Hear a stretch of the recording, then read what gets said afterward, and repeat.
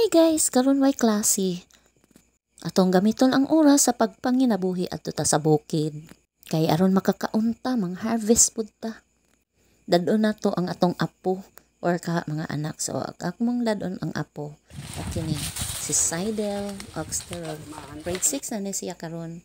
Mo pa ni iyang primerong pagpananggi og mais. Tanawa. Ging na namo nga kinahanglan mo kat-on ka og panguma. Kay ang pagpanguma dinhi ta makakaon.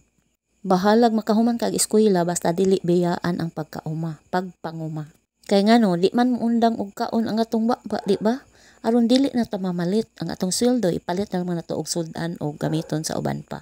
Kay og maayo ka sa pag-uma, unya nakahuman po kag eskwela, mas mo asenso ang imong pagpanguma. Kay na naman kay daghang makatunan, unya naman po kay ikasweldo sa magtrabaho sa imong uma kay ug dahil mo kaya kay labihang inita unya busy pug ka sa imong trabaho, di ba? So mag-umata padayon pug eskwela kay aron nga duglig buto. Busa mga bata ayaw kalikay sa uma bahalag init nganuman di man moundang kaon ang atong baba, di ba? Samtang nakasunay enjoy lang imong kaugalingon hunanaon nga nagduwa ra ka, di ba? Okay. So muna na siyang harvestonon pa. Daghan pa kaayo makahuman ba kami ani.